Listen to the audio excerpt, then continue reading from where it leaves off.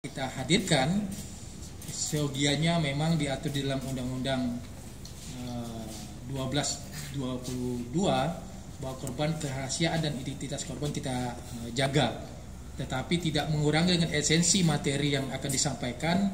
Ini akan nanti pendamping, karena dari awal pendamping inilah yang mendampingi, bercerita dan mendengarkan semua apa yang menjadi kejadian yang terjadi dilakukan atau dialami oleh korban.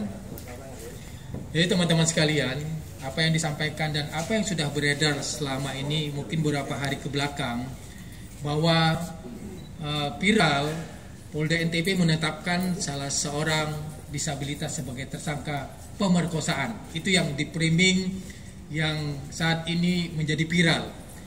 Disabilitas ditetapkan sebagai pemerkosaan. Perlu teman-teman media dan masyarakat tahu bahwa perkara ini bukan perkara yang seperti apa yang dianggap atau dibayangkan oleh masyarakat dan teman-teman sekalian.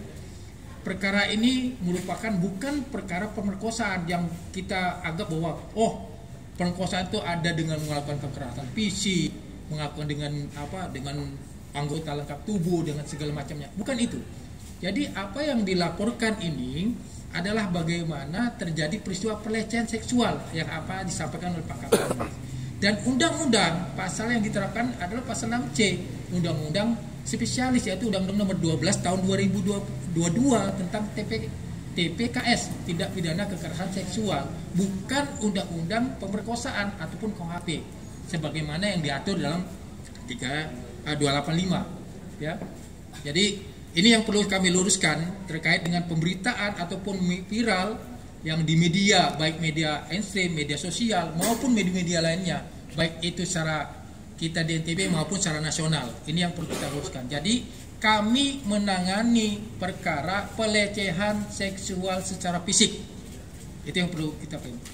Yang kedua, kami penyidik Polda NTB menangani ini bukan kami mencari kesalahan orang, siapapun itu. Tetapi kami menangani ini karena adanya laporan pengaduan dari seorang korban perempuan yang datang ke Polda NTB untuk melaporkan peristiwa yang dialaminya. Kami selaku penyidik Direktorat Reskrim Polda NTB dalam Subdit PPA menindaklanjuti proses ini berjalan. Bukan serta-merta langsung kita tetapkan yang bersangkutan sebagai tersangka. Akan tetapi prosesnya melalui proses jangka panjang, melalui proses penyelidikan, ya, mengumpulkan bukti-bukti, meminta keterangan ahli. Setelah itu memang penyidik sudah meyakini ada unsur pidana di sana, barulah dinaikkan ke penyidikan. Ini ada tahapannya, di mana laporan ini dilaporkan itu pada tanggal LP-nya itu 7 Oktober. Kalau kita tetapkan kemarin, seminggu yang lalu sebagai tersangka, ini sudah ada berbagai macam proses yang kita lalui. Dan pendampingan terkait dengan Komisi Disabilitas Daerah, HIPSI juga kita lakukan. Jadi itu yang pertama kami sampaikan. Yang selanjutnya perlu dipahami teman-teman sekalian, bahwa Polda NTB, ini perlu disampaikan, sudah berupaya untuk memperhatikan bagaimana terhadap disabilitas, baik itu sebagai korban. Kita membuat MOU, ya, MOU dengan pemerintah setempat dan stakeholder.